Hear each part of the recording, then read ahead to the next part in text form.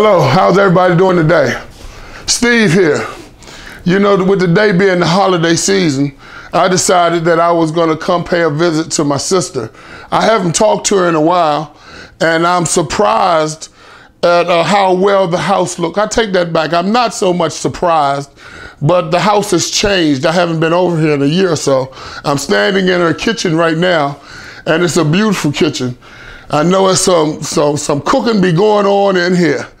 Over here is my sister's living room. That sure is a pretty big television. And it looks really nice. You know, these are things that has always intimidated me because growing up in the same family, growing up the same way, going through the same things as teenagers, it always had bothered me how I got addicted to drugs and how I ended up homeless out on the street, and my sister is doing so well. So during this holiday season, I know a lot of homeless men and women have the same problem that I have. So I want to take this time to spend a little time with my sister, show off her beautiful home, and give her a chance to ask me some questions. This isn't going to be very easy for me, but I'm going to do this because it's a lot of help in it for me. And hopefully it's a lot of help in this to my family. So come on with me while we go through a short tour of my sister's home. And this is her dynamic dining room. It's absolutely gorgeous. You know, I didn't have this down on 12th and Pennsylvania Avenue when I was out there homeless. And soup kitchens don't look like this. But, and a lot of us have family members that are living like this. And we often ponder the question, why we don't live like this? Why did we end up homeless? Why were we out in the streets? When in a lot of cases, we don't have to be. So come on with me, just bear with me, follow along. I'm here in her living room now. I'm sitting down in this king's chair, and I feel privileged because many people don't get the opportunity to sit in this chair. Ready to get this started. Like I said, I'm a little nervous. You know, I can talk to Tommy Wells and city officials all day long, but when it comes to talking to my own family, I tend to have problems. So with that, Dot, thank you for welcoming me into your home as you've always done. So now that you've heard about my plight with homelessness, because it's something that I kept secret from you, what do you think? Are there any questions that you'd like to ask me? Why were you homeless? Well, I mean, I was homeless basically due to the decisions that I've made in my life, because of some bad decisions that I've been making all my life. Okay. That's the short answer. But you know your family has always been here for you, and why couldn't you come and open up to us? Well, there's a couple of reasons I couldn't open up to you. One is for false pride. That pride. It's hard to admit at my age that I'd been a failure, and that's how I would have felt. With all the things that was going on in my life, the last thing I needed was the added pressure of family. And also, in my mind, in my thinking, there was always that chance that you might have said no. And if you, in the situation that I was in, a no would have been totally devastating.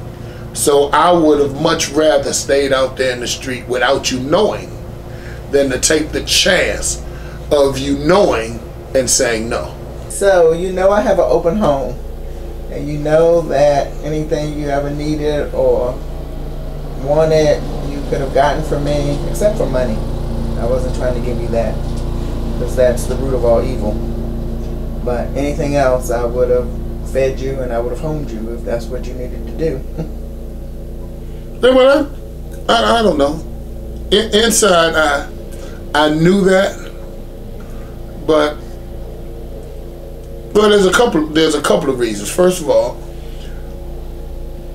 and I think the biggest reason was that you live out here in Maryland.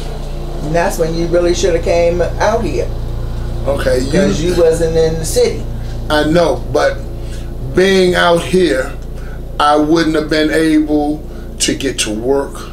Yes, you would have. The bus go right up the street. Okay. Well, these are the things that I was thinking, and I would have been an inconvenience to you. You're so happy. You're so happy.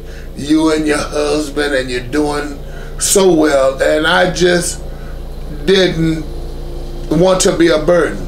I remember 20 years or so ago, maybe longer than that, with my first husband, I moved in because had run on bad times, and I moved in with you and your first husband. But I didn't like him.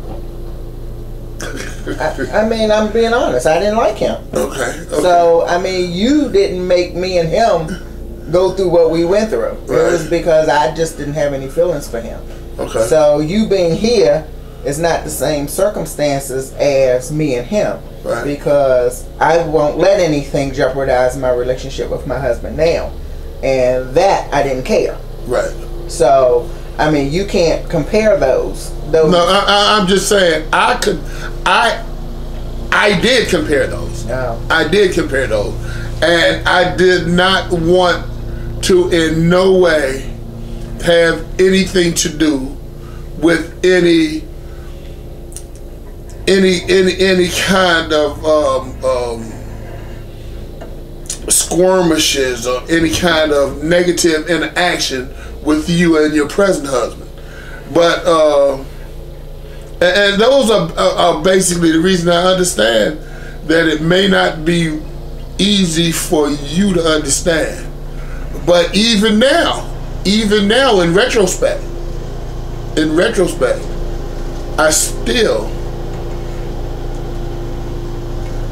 truly believe that I did the right thing for me at that time. Well, if that's what has brought you to your fate now, maybe being here may not have got you to where you are today. Right. But if you were here, I mean, it would have possibly got you where you are earlier. Yeah. Because by me being out in the suburbs, you would have had to catch the bus and sacrifice and do some things that you would have not in the city being able to do. Right. And you would have had to get up earlier in the morning, and you got to make sure you catch the last bus.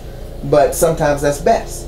That's for you and your situation, and not being around people that you're associated with. Right. Not having me being so far out. They're not going, oh, I ain't going way out there. Right. Okay, fine. But on the other hand, you needed to do what you needed to do to find your fate. Right. And that's what you did. So it's funny because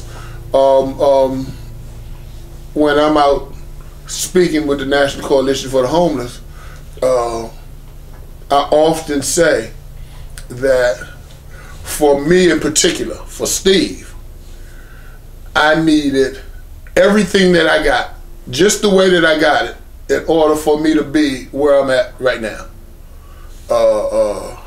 I needed every bit of that, and things just started changing when I decided to allow Christ to guide my life, rather than me try to guide my life. And God opens doors. I mean, God doesn't shut one door without opening another. Right. So He puts you in positions to make you realize where you need to be. He guides your path, and people go through things just so that they can get to where they need to be. And again, I'm gonna bring up Steve, my husband. Who would ever have thought he's a deacon in a church? And because of situations that we've gone through, has put him in the church as well, along with you. Now you see that God can move mountains and can put light in your eyes and show that life is worth living, but you gotta have a purpose, and you found your purpose. So that's a good thing, because hopefully you won't go backwards and you can always see that light at the end of the tunnel. Can I ask you a question? Yeah. I know you're doing the interviewing, but I have a question I'd like to ask you. So during this time, what were your thoughts about me?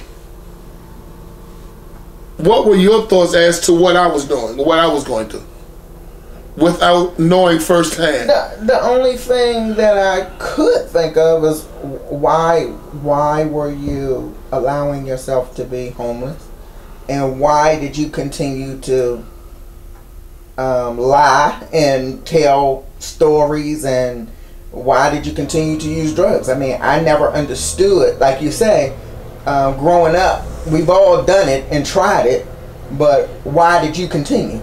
I mean, for all of us, it was, if this is getting old now, let's move on. But you never thought that it was getting old, or because it was an addiction to you, it wasn't as easy for you to, I mean, you know, we would smoke a joint or do this or do that, but then we would move on, and, you know, often wonder, why didn't you move on and keep falling in the same circle, hanging with the same people? Because your affiliations is what makes you do the things you do. If you disassociate yourself, then you can pretty much, birds of a feather flock together. So if you would have disassociated yourself with the folks who did the things that they did, I think maybe you would have become clean sooner. I mean, I really feel as though, and often thought about, why are you still hanging with these people? Why are you still with these people? Why are these people still a part of your life? Us, we got rid of people. Sometimes you have to move people out of your life in order to take the next step. And sometimes you have to be alone. It's okay to be alone sometimes. Sometimes that gives you an opportunity to open up your mind and think a little bit. And always being around the wrong people can sometimes put you in the wrong situation.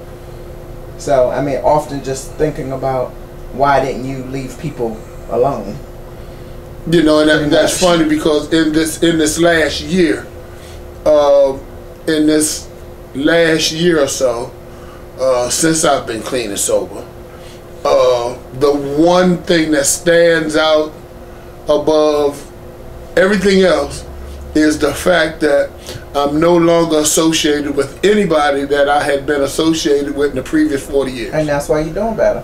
and it's absolutely amazing. And I had to learn that when I went through recovery, because I had gotten to the point that I was going to listen to somebody else, and somebody else said, you need to do A, B, and C if you want to achieve D.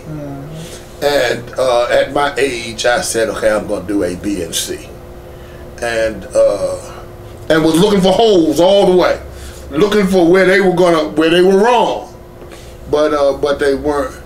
And I'm really fortunate that Christ had enough grace and mercy left for me.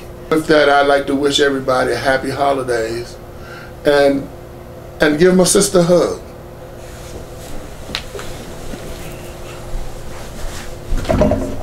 This way.